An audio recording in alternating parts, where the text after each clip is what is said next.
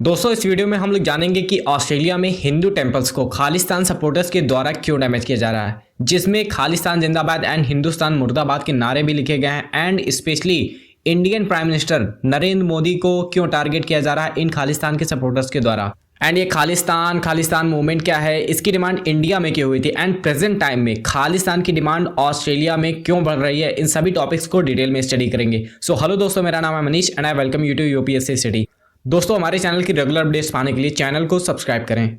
दोस्तों भारत में British empire का पतन होने के बाद भारत में एक अलग सिख राष्ट्र बनाने की मांग हुई, जिसमें प्रेजेंट टाइम का पंजाब, हरियाणा, चंडीगढ़, हिमाचल प्रदेश, दिल्ली, राजस्थान, उत्तर प्रदेश एंड उत्तराखंड के कई इलाकों को मिला करके इस खालिस्तान राष्ट्र की निर्माण किया जाना था। दोस्तों खालिस्तान शब्द का जिक्र 1940 में पहली बार खालिस्तान नाम की एक बुक में किया गया, जिसका मतलब होता है लैंड ऑफ खालसा।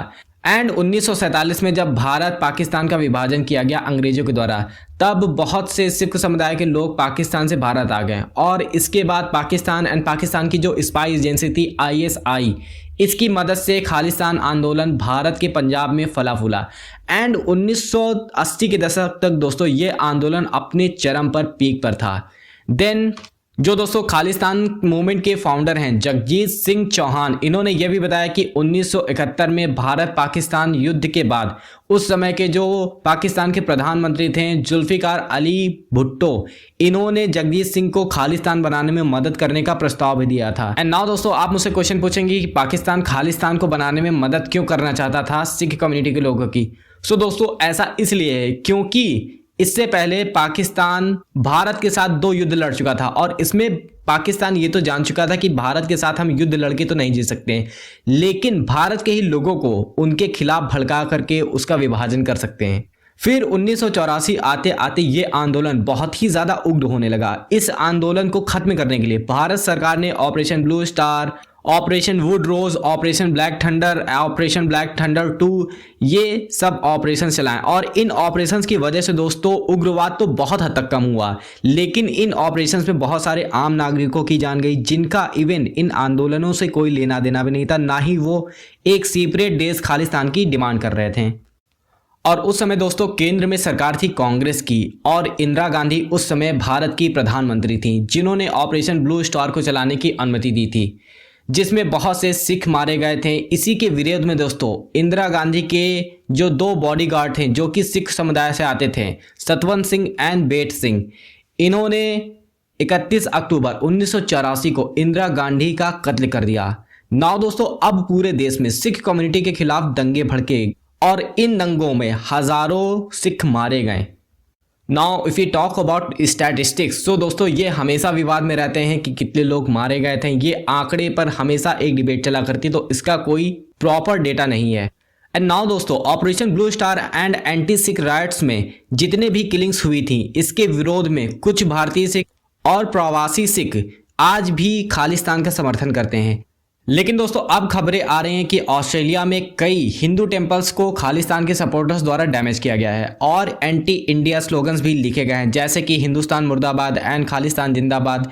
भिंडरवाले को एक शहीद बताया गया है and present Indian prime minister Narendra Modi को हिटलर से कंपेयर किया गया है।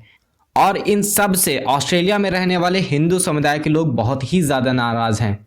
नाउ दोस्तों क्वेश्चन इसकी सिख कम्युनिटी इंदिरा गांधी एंड कांग्रेस के अगेंस्ट क्यों थी, ये तो आपको पता चल गया, लेकिन प्रेजेंट टाइम में सिख कम्युनिटी का एक बहुत बड़ा तबका खालिस्तान को जो सपोर्ट करता है वो अब Hindu and Indian prime minister Modi के खिलाफ क्यों है। तो दोस्तों इसके पीछे कई कारण हैं और अगर मैं आपको ऑस्ट्रेलिया का ही एक इंसिडेंट बताऊं, जिसमें कि सितंबर 2020 में एक इंटरनेशनल स्टूडेंट इंडिया से बिलोंग करता था जिसका नाम है विशाल जूद, इसने सिख कम्युनिटी के लोगों पर बेसबॉल बैट से अटैक कर दिया और अपनी सफाई में कहा कि वहां पर प्रोटेस्टर खालिस्तान जिंदाबाद के नारे लगा रहे थे और एंटी इंडिया स्लोगन्स लगा रहे थे, एंटी मोदी नारे लगा रहे थे और इंडियन फ्लैग को उन्होंने उससे छीन करके ज़मीन पर फेंक दिया।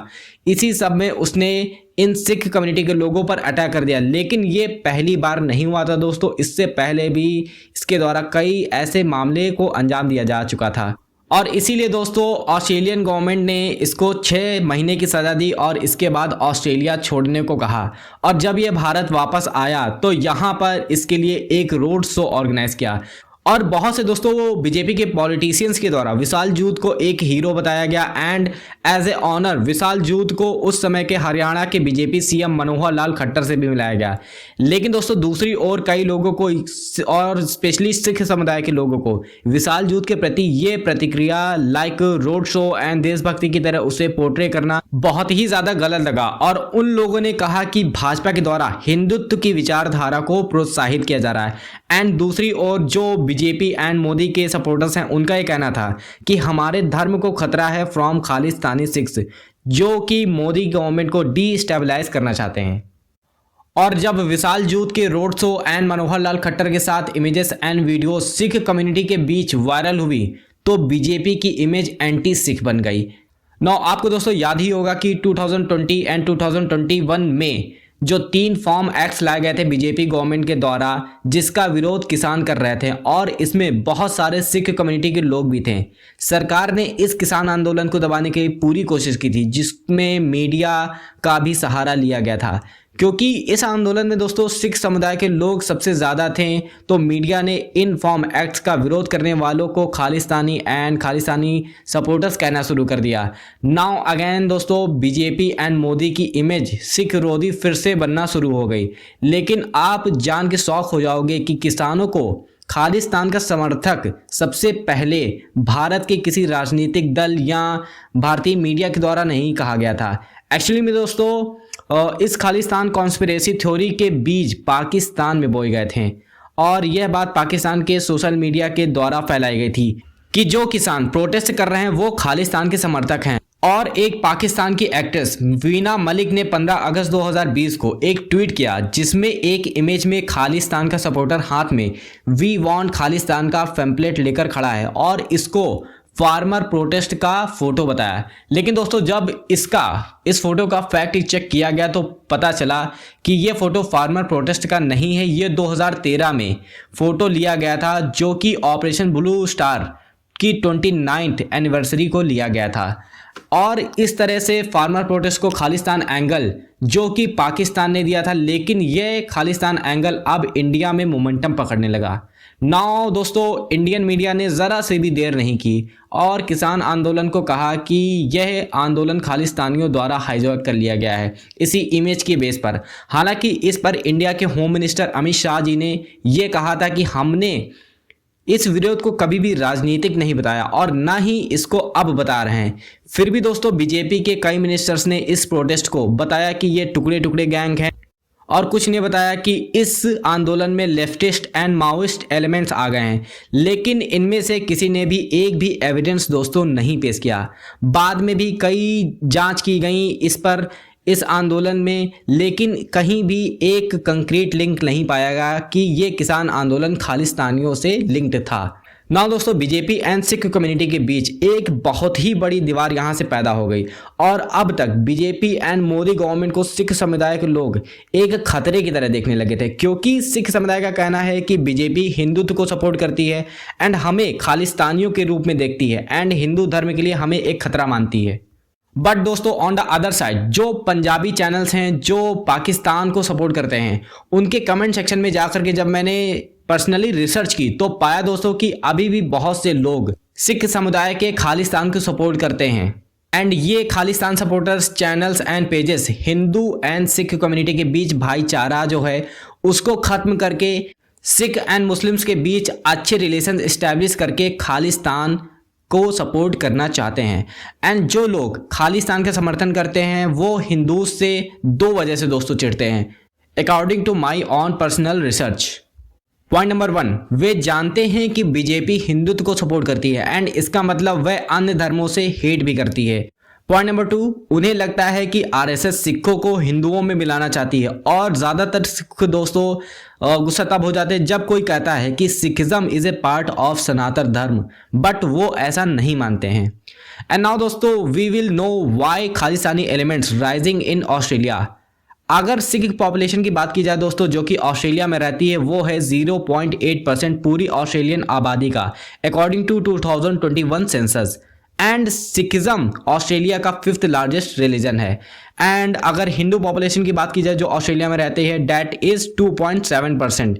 इसीलिए दोस्तों ऑस्ट्रेलिया में पहले भी ऐसे इंसिडेंट देखे जा चुके हैं कि जहां पर हिंदू एंड खालिस्तान सपोर्टर्स के बीच में क्लैश हुई हो।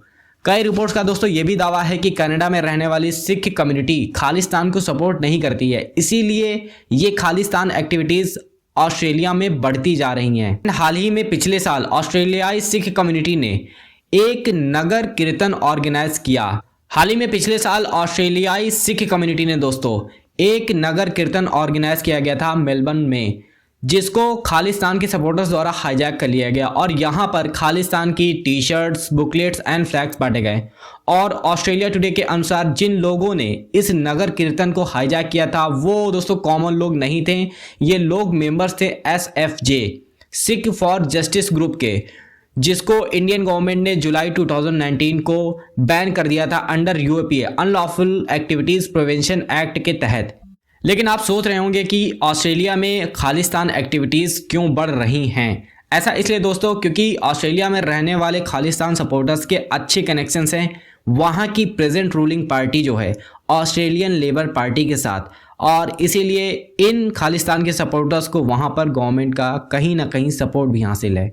सो थैंक यू दोस्तों फॉर वॉचिंग आवर वीडियो। अगर आपको हमारे वीडियो पसंद आया तो इसे लाइक करें, share and subscribe. And you all are free to comment your personal opinion in comment section.